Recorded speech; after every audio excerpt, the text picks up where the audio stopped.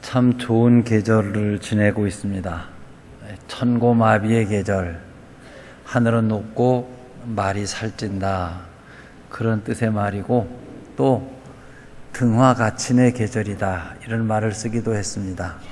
등불을 가까이 하는 계절, 즉 독서하기 좋은, 책 읽기 좋은 계절이다. 전에는 독서주간 그래가지고 이맘때 독후감도 써내고 그러던 때입니다. 가을을 보내면서 저는 주님을 가까이 하는 때가 되었으면 좋겠다. 주님 가까이 하는 것이 무엇이겠습니까, 여러분? 예배를 존중히 여기고 주의를 지키는 것입니다. 그리고 찬양 예배에 꼭 참석하는 겁니다.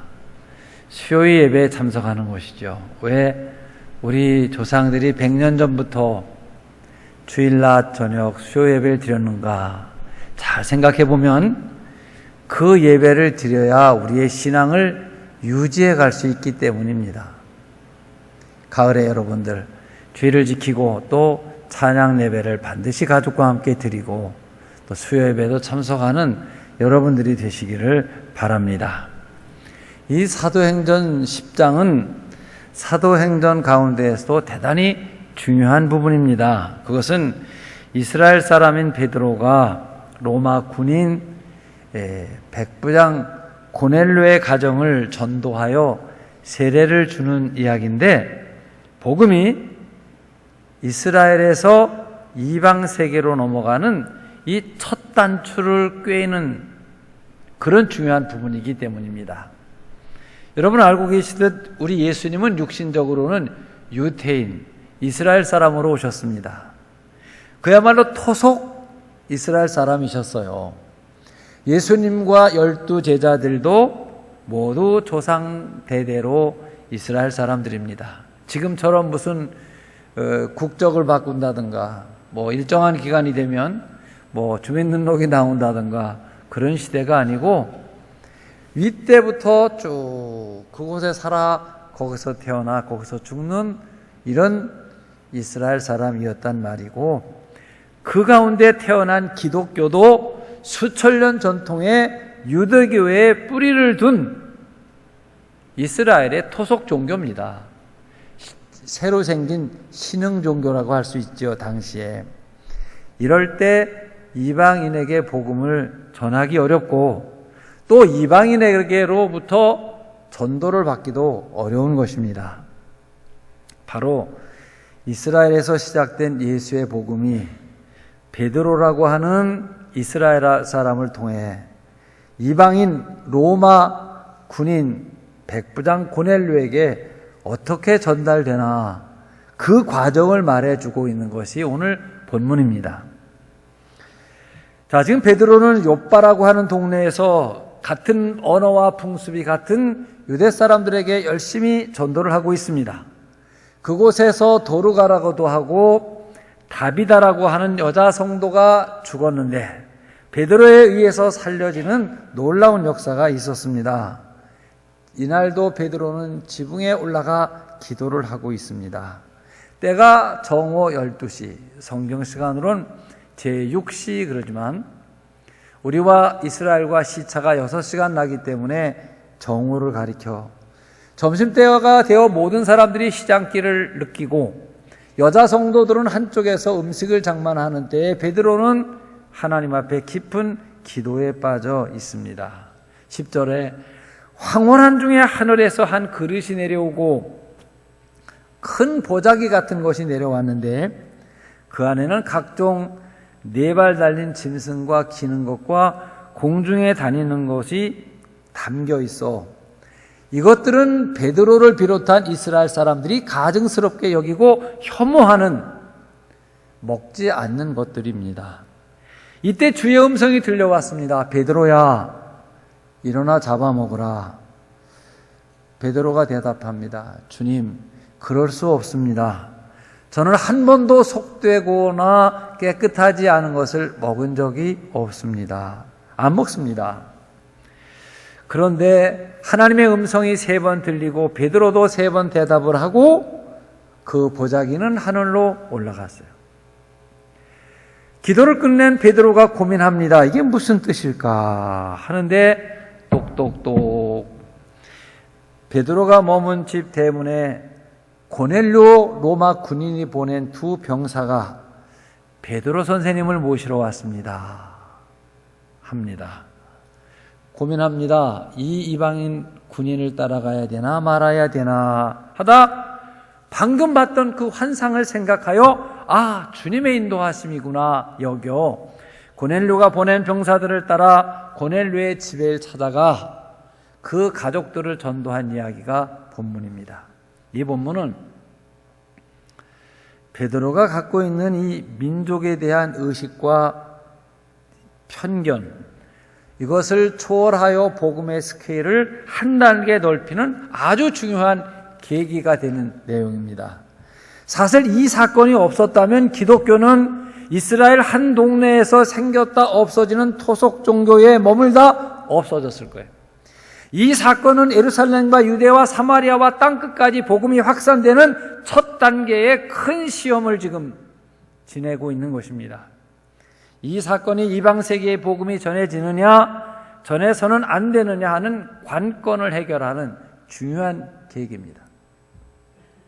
먼저 베드로 환상 이전의 상황을 보면 환상을 볼 때가 구절 이하를 보면 고넬료가 보낸 사람이 베드로의 집에 도착하기 직전 기도 중이었어요. 10장 1절부터 8절을 보면 가이사랴의 고넬료가 하는 로마 군인 장교가 경건하게 하나님을 믿고 있다고 기록되어 있습니다. 고넬료는 착한 사람이고 구제에 힘쓰는 사람이고 온 집안이 하나님을 경외하며 믿는 사람이었다. 하나님께서는 그 고넬료에게도 환상을 통하여 너 지금 요바에 있는 시몬의 집에 사람을 보내 그를 모셔다가 그의 가르침을 받으라. 이것은 보면 고넬료의 믿음은 예수 그리스도의 십자가와 부활을 믿는 신앙이 아니라 그냥 우리들 옛날에 그 믿지 않았을 때의 신앙 비슷하게 착하게 살면 되지. 또 이것이 하나님 믿는 것이 아닐까 하는 정도. 우리도 옛날에 하나님의 계시가 분명하지 않을 때 여러분 천지신명께 정한 수를 떠놓고 이렇게 정성을 들였습니다. 자, 하나님의 성품이나 신격에 대해 모르며 그냥 막연히 이것이 하나님일 것이다, 이렇게 하는 것이 신앙생활일 것이다 하는 막연하고 주관적이고 추상적이며 맹목적 신앙생활, 이것을 우리는 문명이 발전되고 나서 지금은 미신이었다라고 말하지 않습니까? 하나님께서도 그 고넬료를 구원하실 지금 계획을 세우십니다. 그래서 고넬료에게는 사람을 보내 요바에 있는 베드로를 모셔오게 하고, 즉 말씀들을 준비를 하고, 지금 베드로에게는 사람을 보내 고넬료의 집을 방문하도록 하시는 역사를 지금 하고 있습니다. 하나님께서는 이 복음의 확장을 위해 신령한 비전을 그 순종하는 사람들에게 주십니다. 베드로에게 일어나 잡아먹으라, 이 명령을 주시기 위해 초자연적이고 신비한 환상을 보여주셨습니다. 여기 기도하는 베드로, 그에게 보여주는 환상의 뜻이 무엇이냐 하면 이 성 안에 내가 전도해야 될 사람이 있다. 이 성 안에 너를 기다리고 손짓하며 환영하는 사람이 있다. 내가 가서 구원해야 될, 내가 구원하기로 예정된 사람이 있다. 이란 말이죠. 사도행전 16장 쪽을 보면 바울은 복음을 들고 큰 대륙, 인구가 많이 살고 있는 아시아를 향해 가려고 무던히 애를 썼지만 성경엔 보면 성령의 일을 막고 길이 막혀 허락되질 않자 고뇌합니다. 그때 마케도니아 사람의 환상을 들어와해서 봅니다. 와서 우리를 도우사. 그래서 바울이 지중해를 건너 유럽으로 건너가는 역사적 사건이 이 루디아라고 하는 마케도니아의 빌립보에 있는 한 여자의 기도 때문이었습니다. 한 사람의 복음을 전달해 달라는 요청, 그 요청 앞에 순종하는 전도자 한 사람을 통해 복음의 역사는 지중해를 넘어 유럽으로 들어가 전 세계 복음화의 기초 전환점이 되어버렸습니다. 사랑하는 성도 여러분, 우리가 하나님의 뜻에 순종하기 위해서 기도를 하게 되면 이 도성 구리시와 남양주에 고넬료와 같은 사람이 많다, 루디아와 같은 사람들이 수없이 많을 수 있다, 이런 음성을 들을 수 있게 되는 것입니다. 아직도 하나님을 알지 못하여 미신이나 이방 종교에 매어 방황하는 사람들이 있다. 하나님 믿는 진리에 들어가지 못하고 또는 과거에 믿다가 낙심하여 오랫동안 신앙생활 방학하고 있는 사람이 있다. 이사를 왔는데 어느 교회를 가야 할지를 몰라 망설이며 이 교회 저 교회에 탐방하고 계시는 분들이 수없이 많다. 그분들 나름대로 내가 어느 교회에 정착하여 내 인생 신앙생활을 하며 그 교회가 과연 내 비전을 함께 할 수 있는 교회가 어느 교회인가, 오늘도 정탐꾼으로 와 계신 분이 있을 수 있습니다. 우리를 필요로 하는 사람들이 있습니다. 전화해 주기를 기다리고 있는 사람이 있습니다. 찾아와 주기를 바라고 있는 사람들이 수없이 많습니다. 여러분, 청소년들을 생각해 보십시오. 10명 중에 1명이 과연 주일이 무엇인지를 알겠습니까? 해외 나가보면 수를 헤아릴 수 없는 사람, 눈이 반짝반짝하는 그 아이들이 새까맣게 모여서 손을 들면서 환영을 합니다.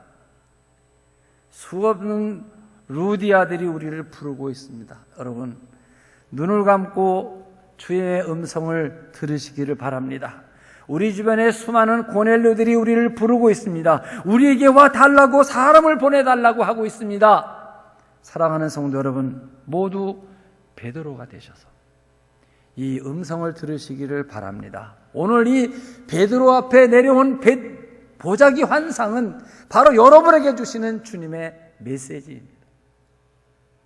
두 번째, 베드로의 입장이 무엇이며 환상은 무엇을 가르치고 있는 것인가? 이 환상은 이방 사람에게 복음을 전하느냐 마느냐에 대한 베드로가 갖고 있는 편견에 대한 주님의 가르치심입니다. 지금 복음은 예루살렘을 넘어서 사마리아 그리고 이방인에게 전도돼야 되는데 베드로가 가진 이 민족적인 문화와 종교적 편견이 복음을 정체시켜 요빠에 머무르게 하고 있다는 것이죠. 지금 주님은 로마 사람 고넬료를 구원시키려고 하십니다. 고넬료는 주님께서 구원하시기로 점찍어 놓은 예정된 사람입니다. 자, 누군가가 가서 고넬료에게 복음을 전해야 됩니다. 그 사람은 바로 베드로입니다. 그런데 전도 대상자인 고넬료가 로마 사람입니다. 또 베드로는 유대인 이스라엘 사람입니다. 고넬료는 정복자요, 베드로는 정복당한 국가의 백성으로 어려움을 겪는 사람이에요. 고넬료의 나라가 가해국이라면 베드로의 나라는 피해국이고, 지금 베드로는 이제까지 평생을 율법과 의식 전통을 살아온 사람이고, 한쪽은 이스라엘의 율법과 전통에 대하여 도무지 알지 못하는 이방인입니다. 그러면 자연스럽게 베드로는 갈 이유가 없습니다. 베드로가 태어나서 죽을 때까지 고넬료를 만날 이유가 없습니다. 그렇지 않습니까, 여러분? 여러분이 베드로라고 한다면 어떻게 하시겠습니까? 이때 가장 큰 편견이 율법에 대한 신뢰를 갖고 이방인을 멸시하는 이 종교적인 편견입니다. 여러분, 요즘도 지구촌 여러 곳에서 이 종교적인 편견 때문에 전쟁이 계속되는 거 아시죠? 이스라엘이 있습니다. 이스라엘 주변으로 한 이 아랍과의 계속된 전쟁의 근본적인 원인으로 들어가면 알라하고 여호와의 싸움입니다. 그렇지 않습니까? 또 파키스탄과 인도가의 싸움도 그 내면으로 들어가 보면 이슬람과 힌두교의 싸움입니다. 아프리카에 보도되지 않는 수많은 종족들이 내분을 하고 있는 그 전쟁의 내분도 들어가 보면 그들의 종교 때문에 그렇습니다. 이 여러분, 종교 때문에 되어지는 수많은 방화와 살인과 만행들을 지으면서 우리들이 사람을 죽이고 남의 집에 불을 놓고 남의 가정을 파괴하면 죄책감을 생기고, 그 다음에 전쟁에 나가서 많은 만행을 한 군인들이 나중에 정신병으로 고난을 겪는데, 이 종교가 죄를 합리화시켜 주어서 자기가 죄 짓는 줄 모르고 알라에게 충성하는 줄로 압니다. 이스라엘 사람들은 적군에게 총을 쏘고 상대가 맞아 쓰러지면 할렐루야 그럽니다. 이거 어떡합니까? 종교라는 것이 이렇게 잘못되면 무서운 거예요. 베드로 역시도 이런 종교적 벽을 넘기가 어려운 사람입니다. 하나님께서 종교적 편견을 버리고 이방인을 전도하도록 직접적으로 개입하신 사건이 바로 이 환상입니다. 지금 베드로 앞에 내려온 보자기 안에는 여러 날짐승과 땅에 기는 짐승들이 있는데 모두 레위기서 11장에 나오는 불결한 것, 부정한 것들, 이스라엘 사람들은 먹어서는 안 되는 금기된 짐승들이에요. 자, 그 내용을 분리해 보면 그렇습니다. 우선 육식동물 못 먹어요. 맹수류 먹지 못하게 돼 있어요. 그 다음 잡식동물 먹지 못하도록 제어되어져 있고, 초식동물 중에서도 되새김질을 하고 발굽이 갈라진, 그러니까 소나 양밖에 먹을 게 없어요.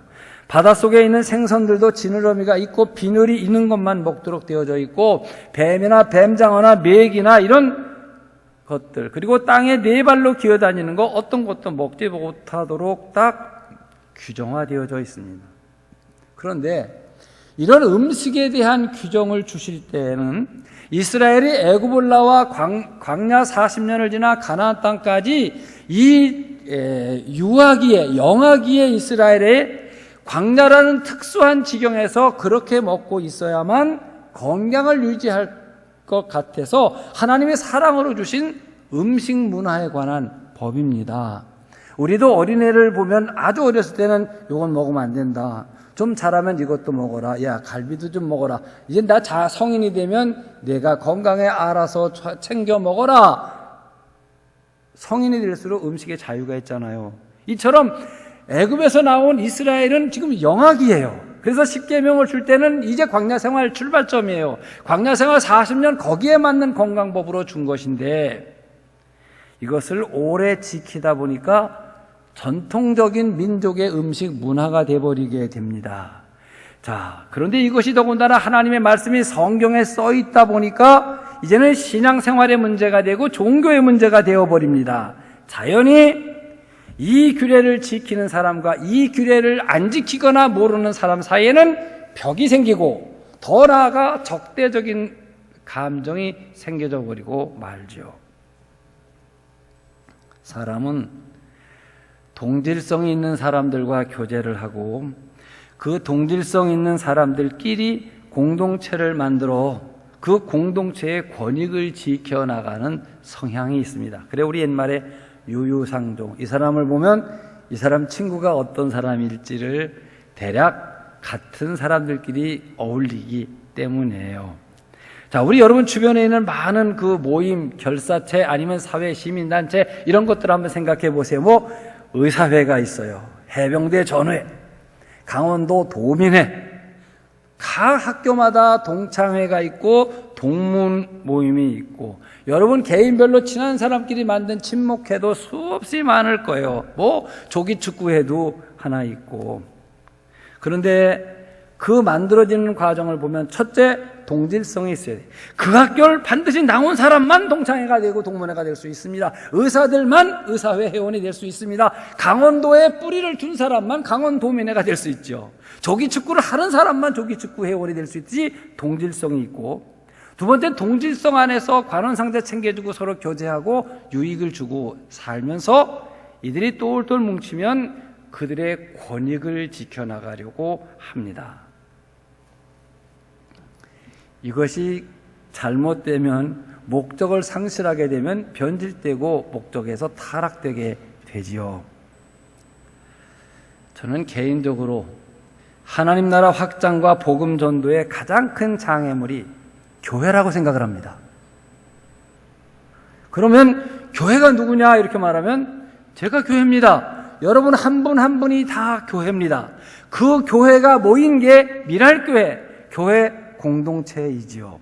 그런데 이 교회가 하나님이 만드신 그 사명을 망각한다고 할 때 이 공동체는 하나님 선교의 가장 큰 장애물이 되지요.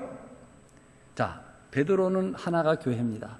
베드로 같은 사람들이 모인 곳이 교회입니다. 근데 하나님께서는 그 교회를 통해 고넬료를 구원시키려고 예정하고 계십니다. 그런데 베드로가 불순종합니다. 그러면 베드로라는 교회가 하나님의 선교 사역에 정상적으로 마귀 역할을 하며 하나님의 뜻을 반역하는 것이 되어지게 되죠. 만약 베드로의 편견이나 이스라엘 교회의 권익을 위한 이름으로 베드로가 불순종했다면 하나님의 계획은 실패하고 아직까지도 고넬료는 하나님 모르는 사람으로 존재할 수밖에 없는 거예요. 조용히 생각해 보면 우리 모두 하나님의 은혜로 교회를 통해서 누군가의 전도를 통해 구원을 받아서 교회의 일원이 됐어요. 여러분 한 분 한 분이 교회입니다. 그리고 그 구원받은 사람들의 모인 것을 헬라어로 에클레시아, 교회라는 말입니다. 교회는 구원받은 사람들의 공동체를 가리키는 거거든요. 그런데 그 공동체 안에서 또 작은 공동체가 만들어집니다. 여전도회라는 공동체가 만들어지는데 그 안에서 또 58년 개띠여전도회가 맹겨져.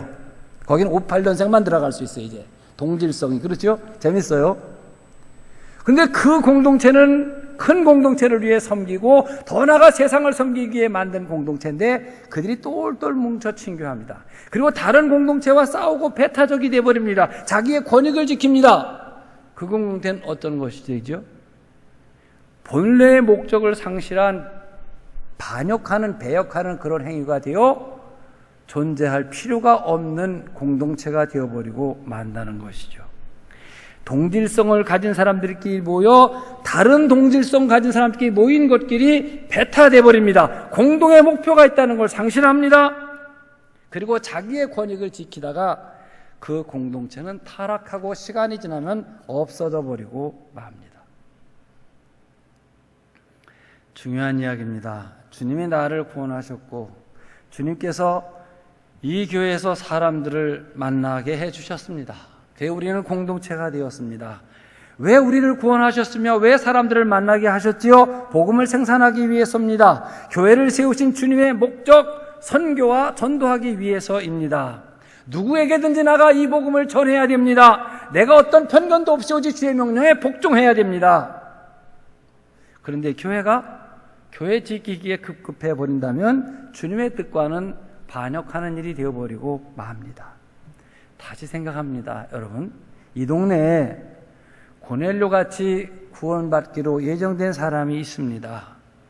베드로들을 모아서 교회를 세우게 하셨는데 베드로의 모임인 교회가 고넬료를 외면하면 그 공동체는 교회가 아닙니다. 그리고 고넬료는 이방인으로 그냥 있을 것이고 그 공동체는 없어져 버려야 됩니다. 사도행전에 수많은 교회가 세워지고 요한계시록에 수많은 교회가 세워졌지만 많은 교회들이 그 목적을 상실해 버릴 때 교회 자체가 흩어져 버리고 말았습니다.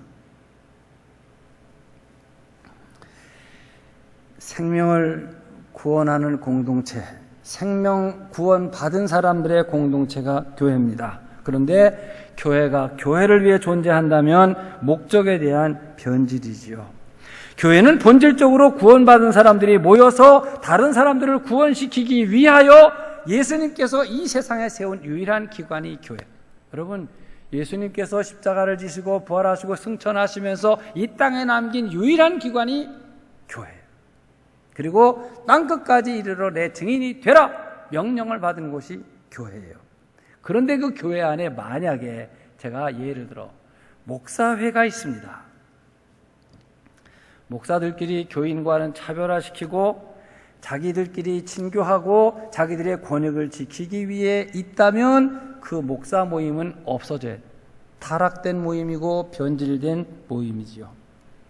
당회원 장로님이 계십니다. 그 장로님들의 생각이 잘못되어 나는 집사와 다르다, 나는 권사보다 다르다, 우리는 교회의 최고 의결과 결정을 하는 기관에 나는 있다라는 차별화와 권위의식에 매인다면 그 당회는 없어지는 게 낫습니다. 교회에 존재할 이유가 하나도 없는 당회가 되어버리고 말죠.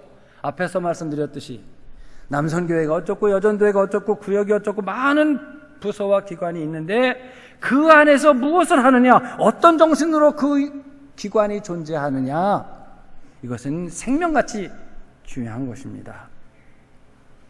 제가 이런 억지 발상을 좀 해보았습니다. 교회에 나와서 많은 사람을 다 사귈 수가 없습니다. 어느 집사님 생각에. 그래서 가난한 사람도 있고, 가진 게 배우지 못한 사람도 있고, 또 남편은 교회 안 나오고 여자만 나오고 애들은 교회 안 나오고 또 또는 부모는 안 나오고, 이게 엉터리다. 그러니 나 수준의 교인 10가정만 딱 우리 모여서 모임을 하나 만들자. 정교대학 나온 부부끼리, 50평 이상 아파트에 사는 사람끼리, 애들 반드시 교회 잘 다니는 그런 우리 엘리트들만 10가정이 모임하자. 될 거예요. 할 수 있을 거라고 생각을 합니다. 그리고 그 친목회 이름을 거룩할 성자 버두자를 써서 거룩한 벗들의 모임, 딱 이렇게 정했다고 가정해 보세요. 그 모임엔 아무나 못 들어갑니다. 자기들이 회칙을 만들어 자격 심사를 합니다.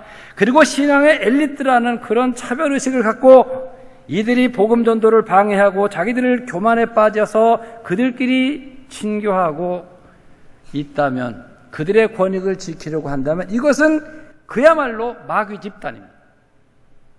교회 안에 하나님 말씀을 거역하는 그런 불순종의 집단이죠. 왜?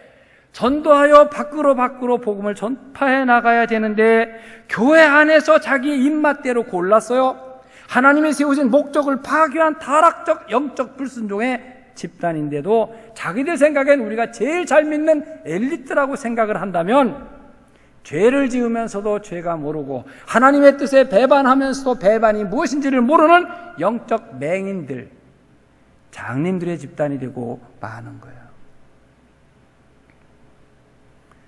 베드로의 편견이 이것입니다.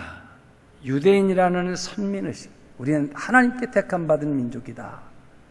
율법의 모든 조항까지 나는 다 지키고 살았다. 자존심입니다. 나는 성별되었다. 스스로 나는 경건한 사람이다라는 교만, 이 의식과 편견이 누구를 위한 것입니까, 여러분? 다른 사람과 차별화시키고 권위고 교만에 빠지기 위한 자기 생각이라면 이것은 독선이고 하나님을 거역하는 그런 행위가 되는 것이죠. 사랑하는 성도 여러분, 하나님께서 유대인으로 택하신 것은 이방인을 선교하기 위해서. 왜 이 지구의 이 큰 땅덩어리 중에 중동, 이스라엘을 택하셨을까? 이 중동이라는 말은 서양도 아니고 동양도 아닌 가운데라 그 말이에요. 동서남북이 다 나라로 둘러싸여 있기 때문에 전파만 하면 이스라엘은 세계를 전파할 수 있는 위치를 하나님이 선택하셨어요. 그들을 성별케 하신 것은 하나님 믿는 사람들, 제사장 나라는 이렇게 성별하게 살아야 한다는 모델이요. 마치 의사회가 있어서 어떻게 하면 진료비를 옮길까 하고 올릴까 하고 자기 권익을 지킨다면 그 의사회는 없을수록 환자들이 좋은 거예요. 어떻게 하면 이 한 생명을 살릴까 하는 사명을 갖고 그들이 모임을 한다면 그건 정말 인류를 위한 봉사하는 아름다운 모임이 될 수 있겠죠. 사도들을 택하신 것은 예수님을 본받아 모든 사람에게 복음을 전하고 주님의 사랑을 실천하게 하기 위하여 사도들을 택하신 것입니다. 만약 여러분, 이것도 제가 상상한 거예요. 예수님의 제자 12명이 모였어요. 우리 12사도회라는 모임을 하나 만들자. 그리고 우리 친교하자. 우리는 예수님께로 직접 부름받은 사람들이다. 여러분 중에 예수님 육성으로 설교 들은 자 있으면 나와보시오. 우리는 기사와 이적의 현장에서 목격자요. 예수님의 식탁에서 밥 먹은 사람들이요. 하면서 3년 동안 예수님과 함께 했던 일을 증거로 다른 사람들과 차별화시키고 특권의식, 권위의식을 갖고 그들이 자랑하고 군림하고 있다고 생각해 보십시오. 그들이 똘똘 뭉쳐서 신교하고 생일날이면 모여서 케이크 자르고 노래 불러주고 관원상대 함께 돕고 삼사모 모여서 먹고 마시고 그들의 권익을 지켰다면 복음은 어디까지 갈 수 있을까? 예루살렘밖에 가지 못할까? 그런데 그들이 기득권을 다 버렸습니다. 이방인 땅에 나가 각자가 흩어진 곳에서 생명을 다하여 순교하며 복음을 전했습니다. 오직 예수님의 정신 사랑하고 섬기고 나누어주고 희생하는 삶으로 일생을 살았습니다. 사랑하는 성도 여러분, 우리의 신앙의 그 열정이 나를 통하여 누군가의 신앙 생애에 어떻게 하면 기여할 수 있을까를 생각해야 하지 않겠습니까? 그것의 결정이 전도지요. 그리고 우리의 모임의 친교가 복음을 생산하고 더 높은 차원의 주님의 뜻을 따라 순종하고 성숙해야 하겠지요. 다시 유대인의 음식 규례로 돌아옵니다. 실제로 유대인들이 먹을 수 있다는 정결한 동물들은 모두 제물로 하나님께 드리는 것들입니다. 여러분, 색임질을 하고 굽이 갈라진 동물은 소하고 양밖에 없습니다. 이건 대표적인 하나님께 드리는 제물입니다. 그리고 또 이스라엘은 사실은 저쪽 지중해는 남의 나라가 가로막고 있고요. 사실 사막이기 때문에 바다가 없어요. 그래 갈릴리라는 호수를 놓고도 바다를 못 봤기 때문에 그들이 야 바다다 그런 거예요. 실제는 민물이니까 호수가 맞아요. 가보면 참 커요. 그런데 거기서 나오는 물고기를 먹습니다. 우리나라에 그게 들어와서 향어라고 해서 이렇게 회로 먹다가 지금은 왠지 그게 없어진 것 같아요. 그걸 성지순례를 가면 베드로고기 한 상에 얼마 그러고 한국말로 그들이 장사를 해서 보면 우리는 회를 떠먹고 그 남은 걸로 매운탕을 끓여서 먹는데 그들은 그렇게 하지 않고 내장을 다 버리고 석쇠에다 숯불에 구워가지고 반찬하고 이렇게 줘서 한 상에 얼마, 1인당 얼마 이렇게 돈을 받더라고요. 그런데 이 제물로 쓰일 수 있는 것을 그들에게 먹게 하는 것은 무슨 의미일까요, 여러분? 그들은 식사할 때마다 나는 제물을 먹는 사람이에요. 이 말은 무슨 말이에요? 나는 제사를 드리는 사람이에요. 너는 제사를 드리는 사람이야. 나와 같이 하나님께 동질성 있는 제사를 드리고 제물을 먹는 사람이야. 식사 때마다 내가 누구냐를 일깨워주는 정체의식이에요. 이게 태고 때부터 그들이 그런 속에 살았어요. 그런데 지금 잡아먹으라 하는 이 음식은 모두 못 먹는 음식, 먹어서는 안 되는 부정한 음식, 가증스러운 것들입니다. 주님의 음성이 들립니다. 깨끗하다, 부정하다, 기준이 뭐냐? 정결하다, 부정하다, 또는 속되다, 거룩하다, 기준이 뭐냐? 이거. 된다, 안 된다, 기준이 무엇이냐? 하나님이 베드로를 깨우치게 하시는 거예요. 그 다음, 먹는다라는 말도 그래요. 문자적으로 우리는 음식을 섭취하는 것을 먹는다 그러고, 물이나 이렇게 주스처럼 액체로 된 거 먹는 건 마신다라고 표현합니다. 그런데 사실은 뜻으로는 정복한다, 쟁취한다라는 뜻이 있습니다. 여호수아와 갈렙은 12명의 정탐꾼 중에 일원이 되어 40일 여리고를 정탐하고 하는 말이 그들은 우리의 밥입니다. 우리의 밥이다. 이 여리고 성과 성을 지키는 사람들이 그들의 먹잇감이라고 이야기를 합니다. 내가 전교 1등 먹었어, 엄마.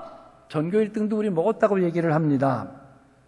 이렇게 되면 먹는다라는 의미는 여러 가지 뜻이 넓어지게 됩니다. 여러분, 정결한 것이란 한마디로 말해서 하나님께 드려진 것이 정결한 겁니다.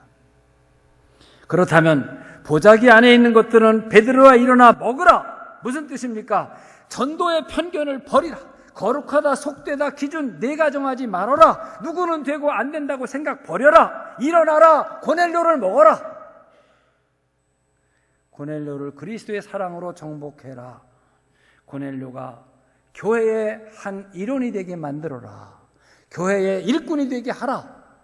이런 뜻이 되는 겁니다. 사랑하는 성도 여러분, 우리는 모두 이 시대의 베드로들입니다. 모두 일어나 잡아먹으라 하는 전도의 명령을 받고 있습니다. 하나님 나라를 확장시키라는 것이죠. 일어나라는 말은 무슨 말입니까? 지금 앉아있지 말라는 소리잖아요. 베드로가 지금 앉아있는 것을 가리켜요. 머무르지 말라는 것이죠. 순종하라는 것이죠. 오늘 베드로에게 보여진 이 환상, 베드로에게 주어지는 이 메시지, 주님께서 친히 여러분에게 주시는 환상과 메시지로 들으시는 여러분들이 되시기를 축원합니다. 여러분, 하나님은 의인의 하나님만이 아니십니다.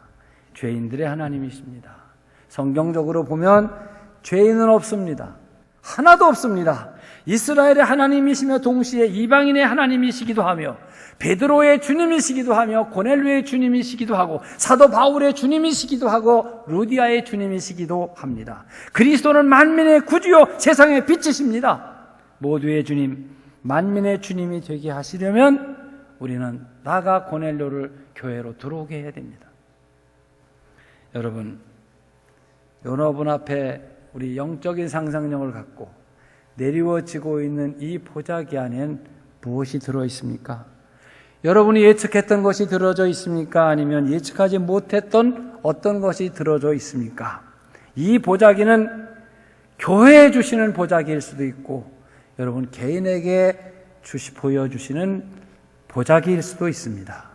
여러분 직장에, 여러분 가정에, 여러분의 구역에 보여주시는 보자기일 수도 있습니다. 주님은 모든 것을 복음으로 정복하여 주의 제단에 제물로 드릴 수 있게 하라, 이렇게 명령하십니다. 자, 이제 베드로는 일어났습니다. 갔습니다. 이방인이며 이스라엘을 정복하고 있는 정복군의 현지 지휘관 백부장 고넬료입니다. 언어가 통하지 않는 사람, 그는 라틴어를 쓰고 베드로는 공부한 게 없어 유대 히브리어밖에 쓸 줄 모릅니다. 저쪽은 율법을 모르고 나는 율법의 전통 속에 평생을 살았습니다. 개인적으로는 죽을 때까지 만날 일이 없는 사람입니다. 민족적으로 원수, 철천주 원수 간입니다. 정말 자객을 보내 서로 죽이고 죽는 그런 관계의 사람들입니다. 그러나 주의 명령에 순종했습니다. 그랬더니 고넬료는 준비된 심령이었습니다. 주님께서 구원하시기로 정한 사람이었습니다. 온 식구가 모여 베드로가 히브리어로 설교하는데 그들이 다 라틴어로 듣습니다. 언어의 장벽을 초월하는 방언의 기적의 역사를 그들이 체험하고 모두 하나님께 영광을 돌렸습니다. 여러분, 우리들은 베드로라는 이 의식을 갖고 우리 주변에 고넬료가 기다리고 있다. 그래요. 교육자들이 회를 해도 그래요. 신방 갈 집이 없습니다. 다 직장 가서. 직장 옆에 카페에 가서 전화해서 얼굴 보고 오기도 어렵습니다. 전화해도 받지 않고 전화 드려도 할 얘기가 없습니다. 기다리는 사람이 없대요. 그럼 우리 어디로 가겠습니까? 그런데 사실은 영적인 생각으로 보면 무수한 고넬료가, 무수한 루디아가 갈팡질팡하며 손들고 기다리는 사람들이 수없이 많습니다. 이런 영적 시각을 갖고 우리 주변에 고넬료를 보고 그들을 주 앞으로 인도하시는 여러분들이 되시기를 축원합니다. 기도하겠습니다. 사랑하시는 주님, 감사합니다. 이방인 군인 장교 고넬료, 유대인 어부 출신 사도 베드로, 이들에겐 보이지 않는 큰 장벽과 적대의식이 있습니다. 주님은 고넬료에게 준비된 심령을 갖게 하시고 또 베드로의 편견의 벽을 넘어 가게 하셔서 고넬료의 집에 온 식구가 세례받는 최초로 이방인의 집에서 하나님의 역사가 있고 영광을 드러내는 놀라운 기적이 있었습니다. 이 말씀을 우리 개인적으로 생각해 보면 우리 주변에 하나님이 정해놓은 사람들이 무수히 많습니다. 그리고 우리들은 그들에게 가야 한다는 말씀입니다. 순종하는 우리 교회, 우리 모두가 되게 하여 주시옵소서. 귀하신 예수님 이름으로 기도하옵나이다. 아멘.